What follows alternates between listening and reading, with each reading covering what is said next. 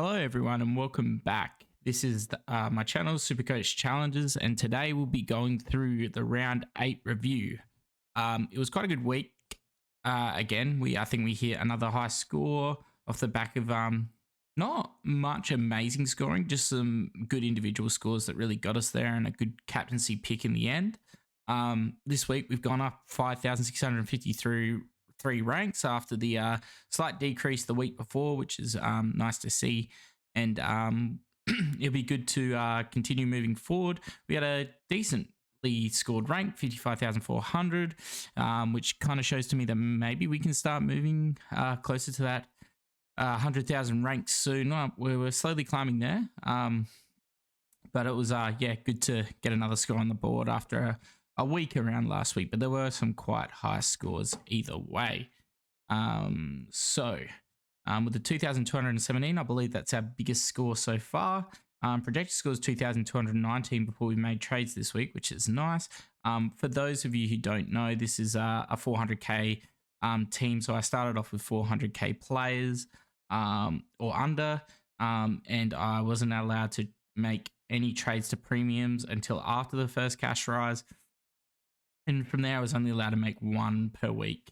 And this is where we're kind of at now. Obviously, it's not ranked greatly. It was kind of just a thing to kind of see, what we could do with the team and where we might be able to get to, and just have something a little bit different than, because watching a lot of stuff, like a lot of teams were the same, and it was just, I thought maybe this would be something interesting to do, and we could have something a little different to watch. So I guess going into the team this week, as you can see, there weren't massive amount of good scores on the team, just a few that we really hit and did well with. So the back line might have been one of the more not one of the more disappointing lines of players this week. Normally they've been pretty solid. We get a couple 100s here or there, but this week a little bit unders, but that's okay. Starting off with Nick Dacos, Sydney put a lot of attention into him. He still was able to get quite a few disposals, and I guess Collingwood got the win again. But they did put the tag from Ryan Clark to him, and it's no surprise that he was affected a little bit by that. But he still looks good. He's in a lot of teams, so we're not too worried about him. We've got him now, and we're just going to stick with him. Will Day is the next one. Played well, looked like he was going for 100. We started him, so we're not too worried. A lot of people have actually brought him in now, so it's kind of a player that everyone's moving to. He looks like he's probably going to be a keeper either way, but maybe when we look at moving on later, if he's still playing bad, because I think we might be able to have the luxury of doing that, which would be nice for us to be able to do. Wiedering, a bit of a low game. Who did they play at Carlton? I was actually at the game, Brisbane. So it was a bit of a hard one for Wiedering. I think he had Danaher to deal with, Hipwood to deal with, and their small forwards were running right as well, which didn't make it easy for him. The midfield was quite soundly beaten. So he got the low score. Wasn't a huge amount of cut-off kicks being for him to take. Not many one-on-ones with the big guys either. Deep, so not much that he could do really there, and the 61 probably has stunted him, and maybe someone we look at trading this week. Hingy played really well, kicked a nice goal. It was always going to be a hard matchup against Geelong, and I was actually kind of worried he might score a little worse, but we love the 79. Hunter Clark, 95. Good score, especially with Steele back. He's still scoring well. We'll kind of discuss this game a little bit. I was also at this game. As I said last week, I went to Melbourne. Caught probably, the footy wasn't great that week. I think we went to, the best game was Brisbane Carlton on the Friday night, and we went to West Coast Richmond. Didn't get down to Geelong to see the Crom. None of my mates really go for them. So it was a little bit hard. But there's a couple of Richmond fans, so we went to that. It was good to watch Samson Ryan just run right anyway. And then I went and saw the North St Kilda game. Yeah, so Clark, great, decent score. Happy with that. Looks like he's going to be keeping on scoring well, so we're just going to hold on to him for now. St Kilda have got a nice run as well. Next is Chincotta and Mitchell. There are rookies on the bench. Happy to field Chincotta every week, and we'll keep doing so.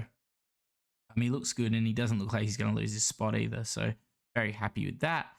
Bont, if you don't have him, it's going to be very hard to get him now because he's the highest of any player so far this year. 124 break even. So if he does have a bad match, he will fall quite quickly. But man, what a big score. 164. We had the captain on him. Went for the VC on Taranto against West Coast. Got the 118 and thought, roll the dice on Bont. And man, did he deliver. 164 against GWS. And just absolute music to our ears.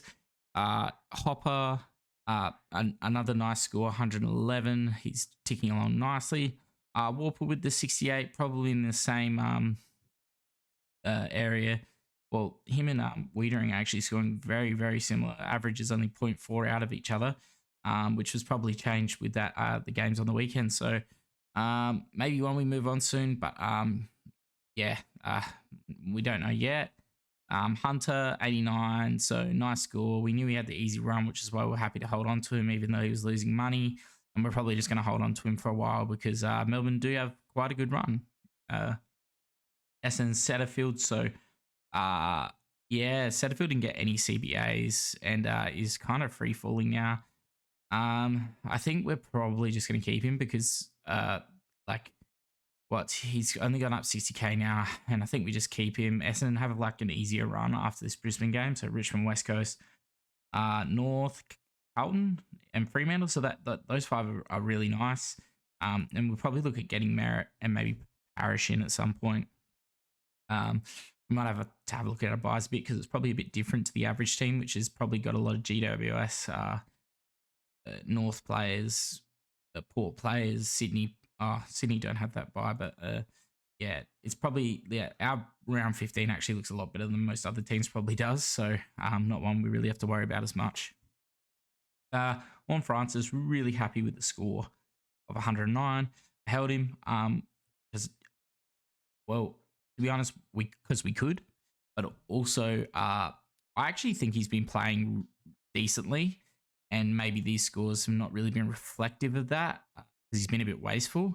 But I honestly have a feeling that if you're looking for a guy, isn't over 400k, a little bit of a differentiator, Juan Francis could be going to have a really nice back end to the season. He looks like he has all of the tools to back end 105 pretty easily. And for a forward, you probably take that. And, if you want a pod, someone a little bit different, a guy's probably not going to lose CBAs. He's probably not going to play forward much. Like, he's pretty much in midfield. He might be the guy to get. Ashcroft had the down game. Brisbane still have a good run. Bit of a hard one against the defence, but those things happen. We might hold on to him. We might look at moving him on.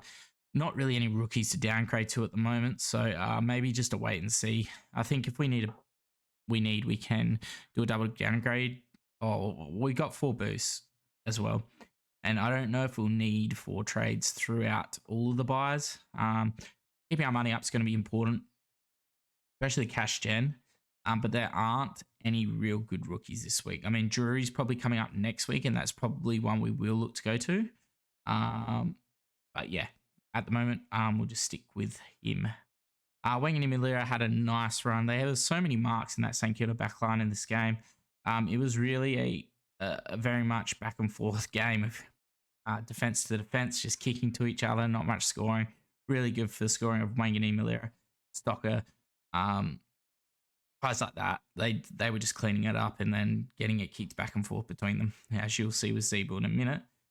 Baker, Davey, and they're just making money on the side. They're not scoring for us on field. We just keep them there until they're losing money, I guess, or we need to get rid of them. Chesser looks like he could be back this week, so that's good. We'll just hold him and then make some money on the bench and then move him when we need to or if we need to. Darcy had a down game this week. We saw what Hawthorn did to English, and it's no surprise he same kind of treatment.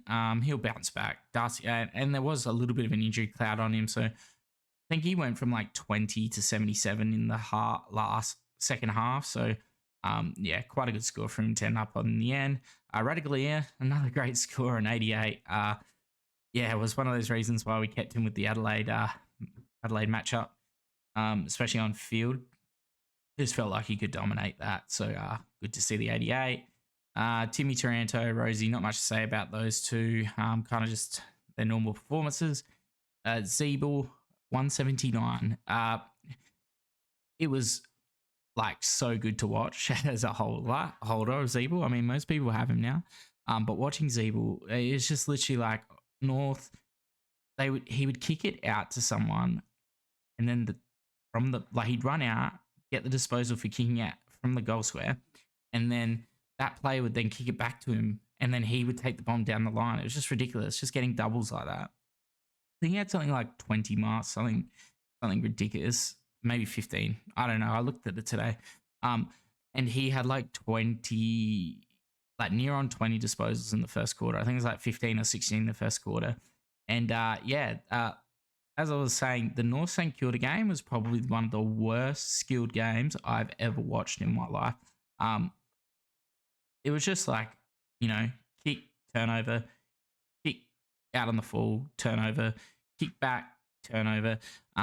It took North a whole half to kick a goal. They were 0-5.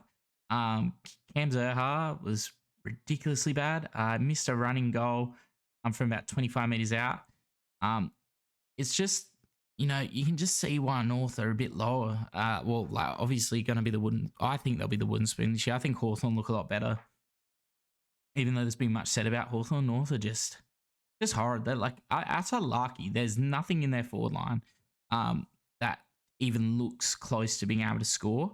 And it just shows. And that game showed, like, Wangan, if St Kilda had a better forward line like that, I think that's St Kilda's problem as well. Like with no Max King, it's really hard for them to find an avenue to score. Like they don't have a hit up forward either, and it's probably something they really need to hunt out again in the draft if they can, getting some more forward personnel, because if they could have had some hit up who could actually kick straight, they would have absolutely destroyed North. But neither team really had that, and it was a real back and forth. So, yeah, that's all I have to say about that. Sheasel, great off the defense. I mean, as we said, it was great for the defenders in this game. Chandler, a little bit of a down game, still making money, still an easy run, so we keep him. Samson Ryan, absolutely dominated against West Coast. I love watching the bloke. He looks like, for Richmond supporters out there, he looks like such a solid player, and going to be a decent rock. Like, some of his taps to advantage are ridiculous. Like there was one where he literally jumped mid-air in the forward line and had it straight into Shea's hands on the run. Shea missed it, but it's just like ridiculous. Like his ruck craft looks really, really nice. And I think at the moment, a little bit of the problem with him is he's a bit nervous. That's what we kind of saw. Like there was some kicks that went in, and he could have probably had a go and probably taken the mark, but like there was one where Dusty was a bit behind him, and he was a bit worried about getting in front of Dusty and taking that mark. And this is stuff that will come with confidence. I think he looked really, really good, and hopefully they drop Miller soon, and he kind of keeps a spot if Nate comes back, because I think he's going to be a really good player for Richmond's future. Fergus Green, hard game. Might have to look at trading him. He's losing money now. That 17 is no good. But there isn't really anyone to downgrade him to, and I don't want to downgrade him to someone who's not going to play. So yeah, we'll probably just hold him, but that break even of 106 is probably not going to be made, especially against Melbourne. All right, so outside of that, yeah, as I said, good week. We're really, really happy with the week. And now it's kind of going on and looking at what we're going to try and do this week. So I think we're just going to do one up. There's no no player to really target for downgrade. Like last week, I think Chincotta definitely had to come in. He's going to make an easy 200K. Like easily, he's going to get to 300. So it just had to happen. I mean, like if he keeps going at what he is, if you look at projections, I mean, they're only projecting 58s, and he'll be at 269 in 2 weeks, 3 weeks. I think he's going to do a lot better than that. I think he'll still get those 70s. Can't have a decent run, I'm pretty sure. And I think it's just going to be great for him. So I guess it's who to upgrade. So let's have a look at Wiedering. Yeah, the 101, I think that's the one to go with. Now, issue. Oh no, we got Nash. So what we're gonna do is we're gonna do this and upgrade Wiedering. Now, the question, and I don't know why I always press that. Who do we bring in? So let's have a look at 3-rounder. Noah Anderson, man, he looks good. I don't want to take him in here because he's not like a clear player at the moment. He's got a good buy, but not a clear player. Let's have a look. Let's see. All right, so we got Merritt and Parrish. So I want to give them both another week. Same with Laird. Clary could be one. We were going to do Clary last week, but we didn't. Butters is interesting. Do like Butters. And actually, Golden is here as well. Lockie Neal, I think he's got quite a high break even, yet 149. So we could be getting a very cheap Lockie Neal soon. But you want to see that turn around before you pick him up. Otherwise, Jordan Dawson is here at 654, but we could just get Clary for that. I feel like Christian Petrarca as well. I guess it kind of comes down to, so what are we trying to cover? So, like, soon, actually, there is one very nicely priced player. So what I'm going to do is I'm going to go cash cows. I want to see who is expected to go up a lot next week. And let's have a look. So go for 80. All right, so Petrarca is expected to go up 28k, but I'm happy to wait on him. Brayshaw is also expected to go quite a bit, but they have quite a hard run. Gordon seems like the obvious one, but I'm liking him as an antipod, to be honest. He had 0% CBAs and had a massive score, so that's actually very nice for him. But I just feel like we can get a better player in. Maybe it is time we chuck it for Oliver. Because Clary is looking tasty. Now, Laird, I think, will be the next week target. Probably. Maybe we go like a Chandler next week. I don't know. Chandler's probably expected to make some money. It's probably going to be a bit of a wait and see.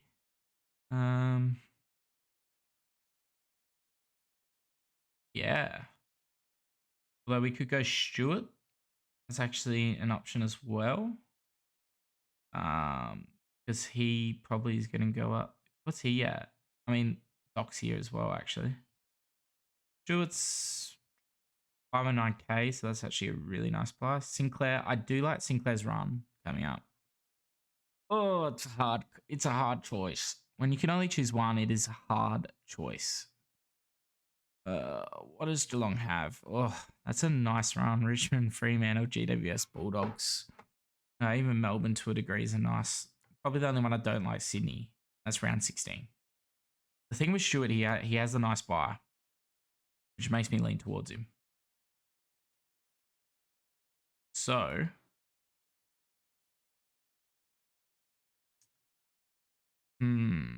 decisions. I like Jordan Dawson. I think the Crows have got actually, nope, it's a hard run to here. And round 12, 13, even this, 15, 16, 17, 18, through here. So Laird looks like a get it like round 11. Even round 11, you could probably take him. I think Adelaide Oval's a pretty nice hunting ground for him. So what do we do? Maybe Doherty. I just don't trust Doherty after the start of the year. I'd probably just rather get him after his bye. All right, so you know what? I reckon this is the cheapest we're going to get Clary at. So I reckon we go Clary. I think the others we might be able to get a little bit cheaper, but Clary, this is probably it. And you know what? Happy to have him. Gives us the VC choice that we need. Yeah,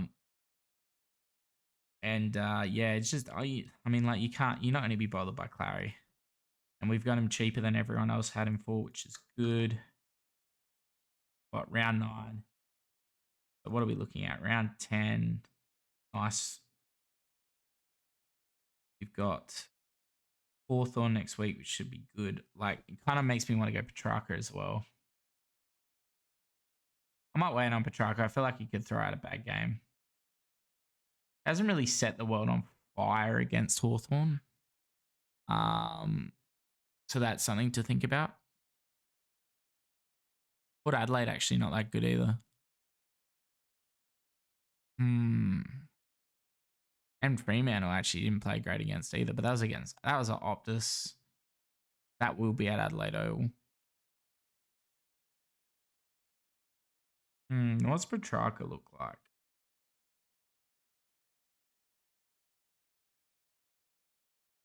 Or do I go Dunkley?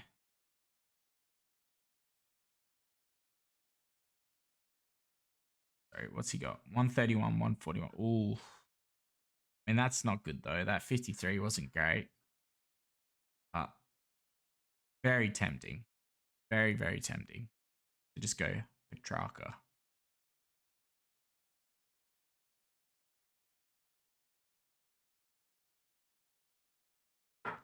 Let's have a look at dunks. 139, 116, 142. So it's a very, very nice run.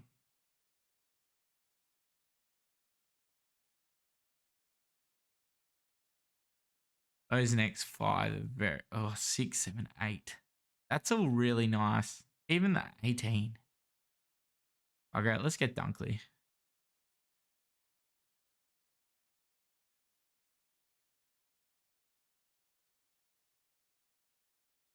I don't think they're going to tag him. I think they'll go for nil, like every other team's been going. He's got a very low nut break even. So if he goes 116, he's going up 17k. Let's take this. All right. And yeah, that looks quite nice. Melbourne don't have an early game anyway, so it wasn't like I was going to VC. Now the VC is a little bit hard this week. Oh no, it's easy. VC is easy because we have Madden. So we're going to VC. When does Dunkley play? Dunkley plays Saturday night. So does Bont. That makes me not want to go in. Makes me want to go Stewart. Stewart's a good buy.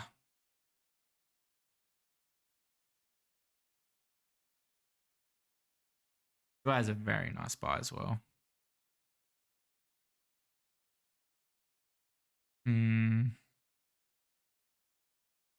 Anyway, you know what? We'll go with we'll go with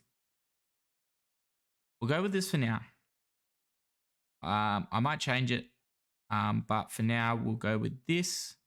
So if you have stuck with me through to the end of this, thank you for sticking through. I'll try and get another video up by the end of the week, maybe discussing some little trade targets, bit of buy planning, because buy planning is going to be very important. I think that round 12, round 15 are going to be very, very hard to navigate, especially round 15. I think round 14 is probably where a lot of people are missing players. I mean, unless you're not heavy on the GWS boys, which there are some teams that aren't. So, anyway, I hope you enjoyed the video. I'll have a think through this. Hopefully, have an answer for you next week. I mean, not next week, next video. But if you have enjoyed this, please leave a like. Please subscribe. As I've said before, it really, really helps us creators. And I will see you at the next video. Cheers, boys.